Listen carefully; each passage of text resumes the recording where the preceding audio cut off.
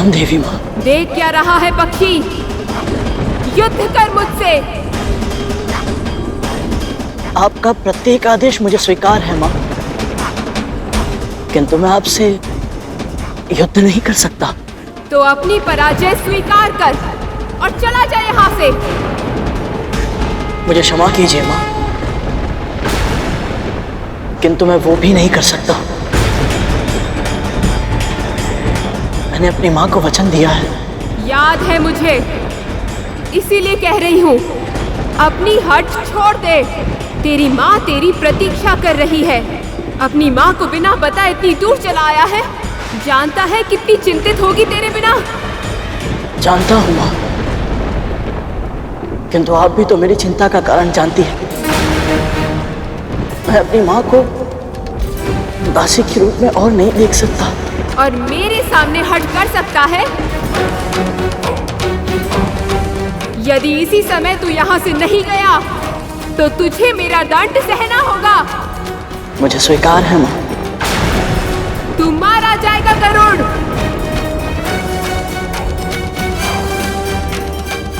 यदि यही मेरी नियति है तो फिर मैं चाहकर भी इसे बदल नहीं सकता। अनर्गल प्रलाप मत कर गरुड़। यदि तेरी मृत्यु हो गई तो तेरी माँ को दास्ता से कौन मुक्त कराएगा? आप सही कह रही हैं माँ, पर यहाँ से मैं चला गया तो ये असुर अदिति माँ की तपस्या भंग कर देंगे। जिसकी भक्ति में शक्ति होती है उसकी तपस्या भंग करना इतना आसान नहीं होता। ये मुझे अपने मार्ग से हटाने के लिए आपका आह्वान कर सकते हैं माँ, तो फिर अपना लक्ष्य प्राप्त करने के लिए न जाने क्या क्या करेंगे। माँ, मुझे अदिति माँ की सुरक्षा के लिए यहाँ रहना ही होगा। तू अपनी सुरक्षा की चिंता कर। यदि तूने मेरा आदेश नहीं माना तो मुझे तेरा वध करना होगा गरुड़। पाताल भैरवी का प्रकोप इसे भस्म कर देगा। क्या तू अपनी माँ को दास्ता से मुक्त कराने के पहले यमलोक जाना चाहता है? नहीं माँ। तो फिर चला जा यहाँ से। यह संभव है माँ।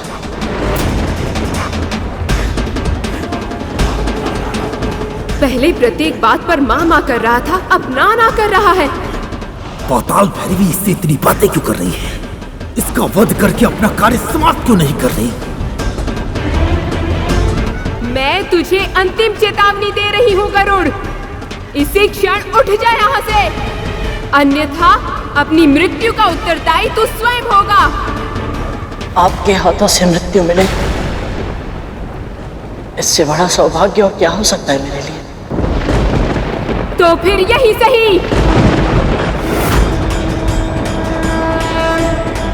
माँ ने बताया था, माँ भैरवी के मन में शिवजी के लिए अपार सम्मान है। यदि मैं उनकी आराधना करूं तो संभव है मैं माँ भैरवी के प्रकोप को शांत कर पाऊं।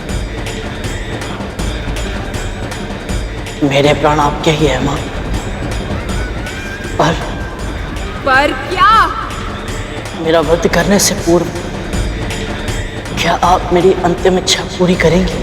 बता, क्या है तेरी अंतिम इच्छा? मैं अपनी मृत्यु से पहले पूजा करना चाहता हूँ माँ, भगवान शिव की।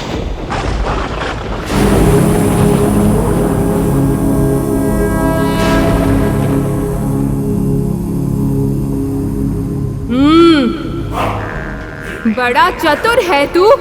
जा, दी अनुमति, कर ले अपनी अंतिम इच्छा पूरी।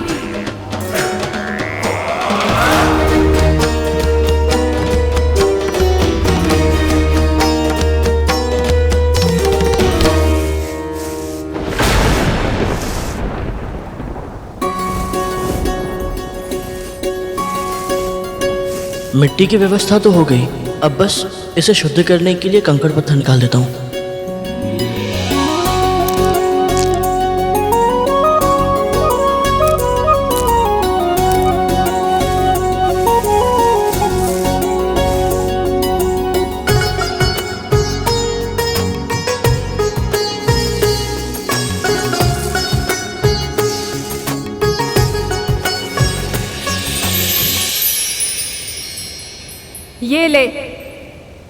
पहले जल से मिट्टी गीली कर, तभी तो ठहरेगी।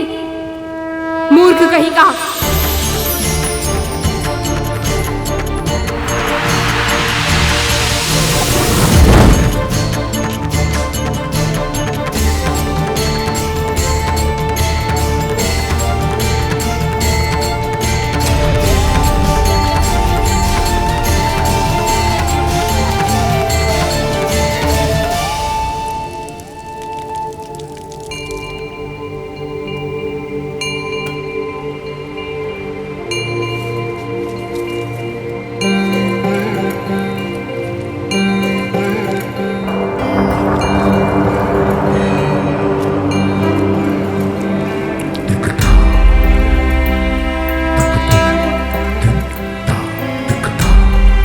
पूजन की सामग्री तो है ही नहीं, ना भस्म है, ना दूध, ना शहद, ना धतूरा, ना बेलपत्र।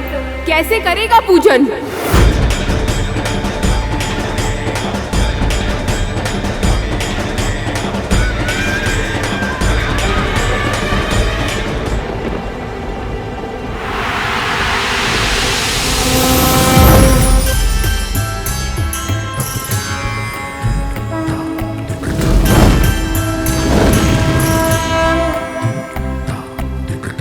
देख क्या रहा है? पहले शहद को दूध में मिलाकर शिवलिंग को स्नान करा। ये पाताल भैरवी इससे इतनी बातें क्यों कर रही है?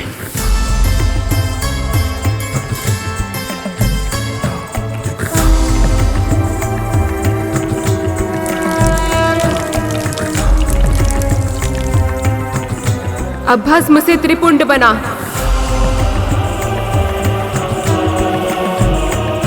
और अर्पित कर।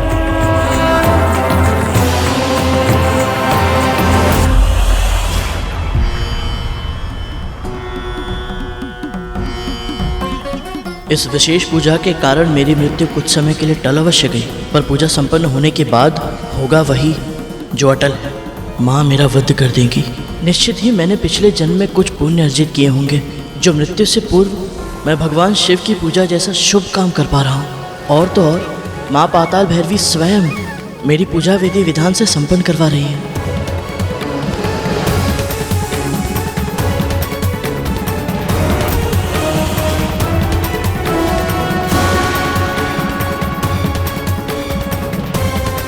हे शिव शंकर, हे भोले भंडारी, मेरी भक्ति स्वीकार करे और स्वीकार करे मेरी प्रार्थना। मैं नहीं जानता कि मैं उचित कर रहा हूँ या अनुचित, बस इतना जानता हूँ प्रभु कि जो कर रहा हूँ अपनी माँ के लिए कर रहा हूँ।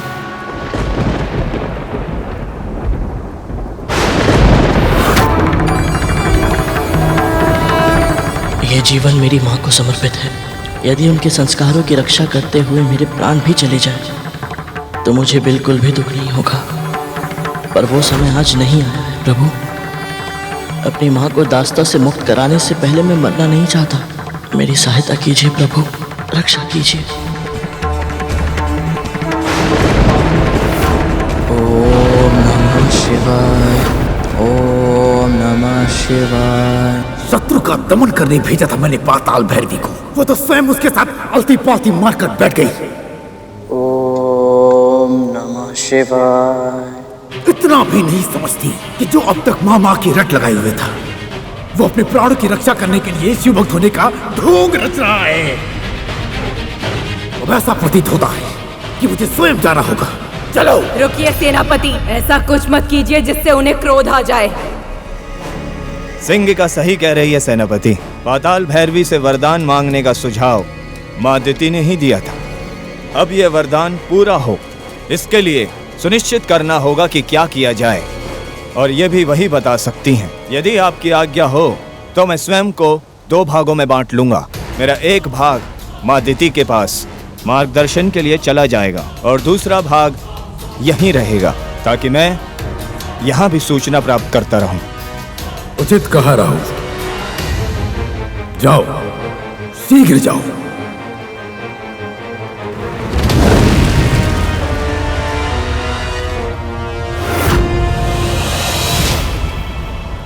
ओम नमः शिवाय, ओम नमः शिवाय। सावधान! सर्वशक्तिमान, महाज्ञानी, जगत पिता महर्षि कश्यप की प्रिया, असुर वंश की जननी, महारानी दिति पधार रही है।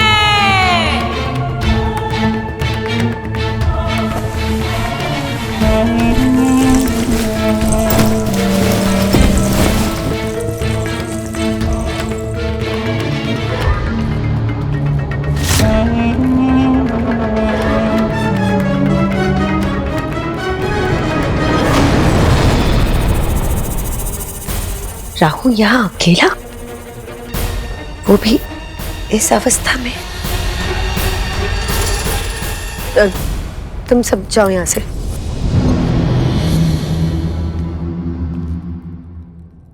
प्रणाम माताश्री। अदिति की तपस्या भंग करने का शुभ समाचार लेकर अब तक बजरंग को आ जाना चाहिए था। वो आया क्यों नहीं? कहाँ रह गया वो? जवाब दो।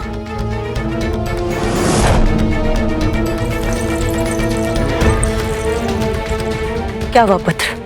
तुम्हारे चेहरे का रंग क्यों उड़ा हुआ है? देव माता की तपस्या तो कब की भंग हो जाती माँ, पर क्या?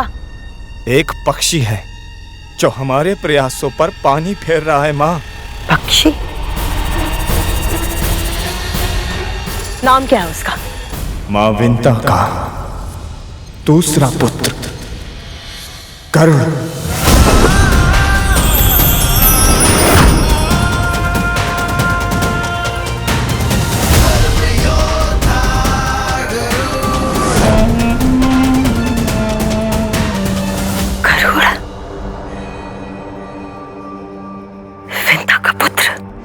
महाबुद्धिमान, महाबलवान, आकाश का इंद्र कहलाएगा वो।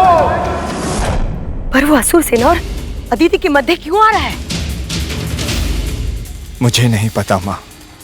गरुड़ को पराजित करना आसान नहीं है माँ।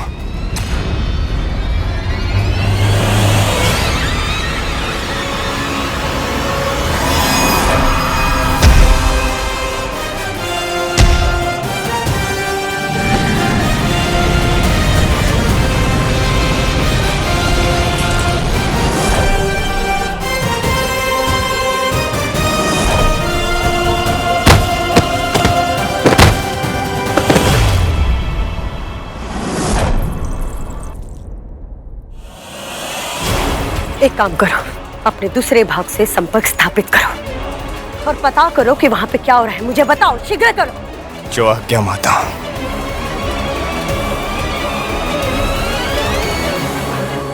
ओम नमः शिवाय, ओम नमः शिवाय। पाताल भैरवी गरुड़ को शिव की पूजा करते देख भाव विभोर हो गई है। वो अपना रौद्र रूप त्याग कर सौम्य भाव अपना चुकी है, जिसके कारण सेनापति वज्रांग अत्यधिक क्रोधित हो गए हैं।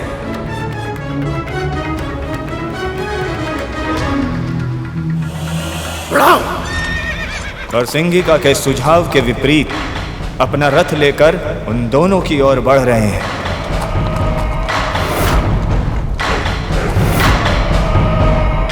ओम नमः शिवाय।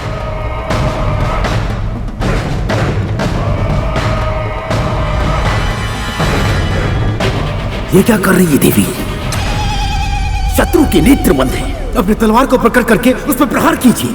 उसकी अंतिम इच्छा पूर्ण होने से पहले मैं उसे नहीं मार सकती वज्रांग। अंतिम इच्छा नहीं, ये मृत्यु को टालने का बहाना है। बहाना है तो बहाना सही। जैसे तुझे वचन दिया है उसी प्रकार इसे भी वचन दिया है मैंने। वचन आपने उसे दिया है, मैंने नहीं।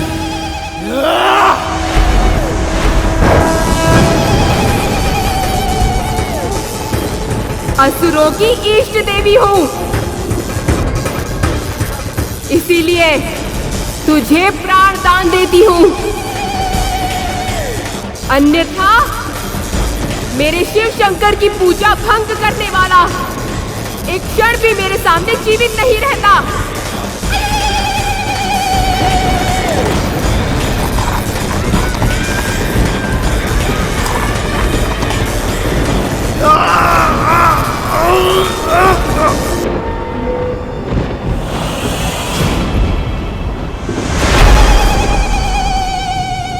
बस बस, और नहीं सुन सकती मैं।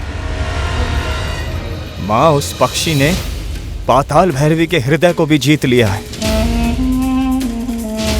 हम असुर कैसे जीतेंगे उससे माँ? दुर्बलता, हमें उसकी दुर्बलता जाननी होगी,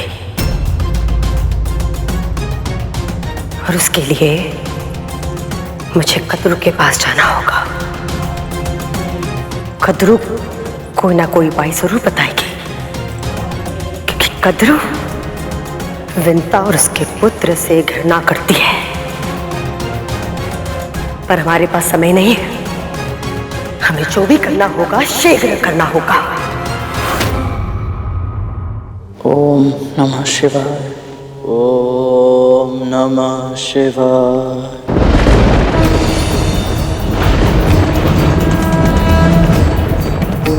ओम नमः शिवाय।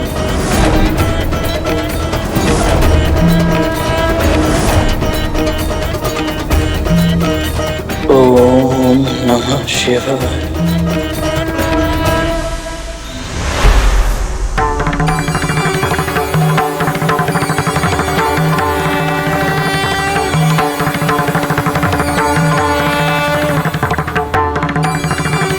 इस बालक पे दया कीजिए देवी,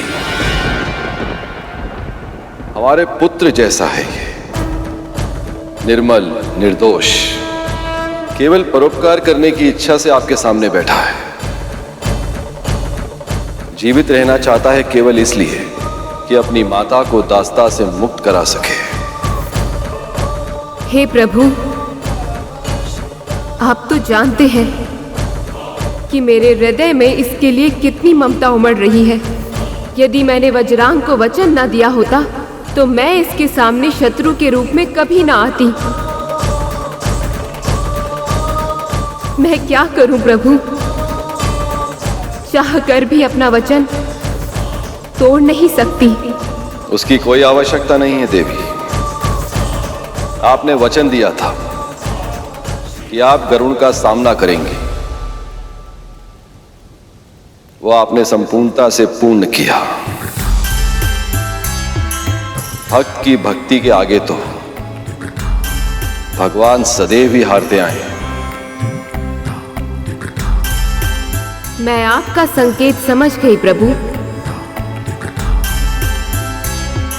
अब मैं इसे जीवन दान दूंगी और वरदान भी। सच्चा शिव भक्त होने के नाते मेरे वरदान का उच्च अधिकारी है ये।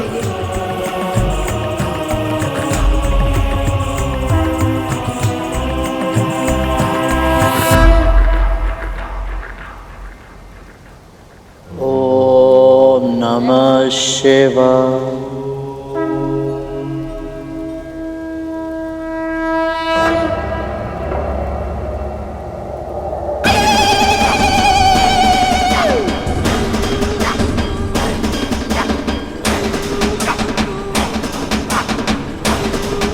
माँ,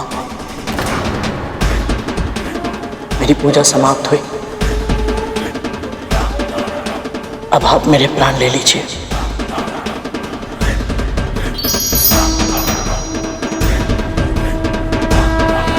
जा, मैं तुझे प्राण दान देती हूँ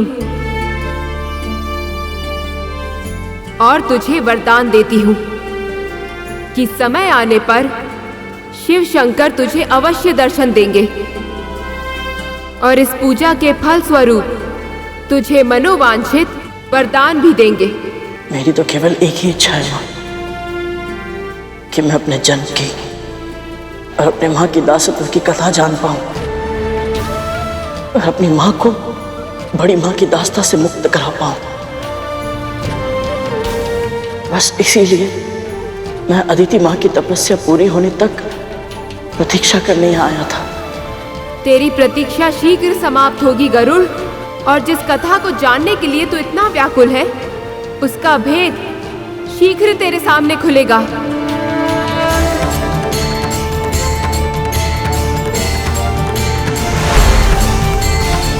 माँ पाताल भैरवी ने मुझे वरदान दिया है। इसका अर्थ है कि अब नियति की देवी मुस्कुराएगी, अब सब ठीक हो जाएगा। पर कैसे? क्या अदिति माँ की तपस्या पूरी होने वाली है? क्या होगी माँ की दास्ता के अतीत की कथा?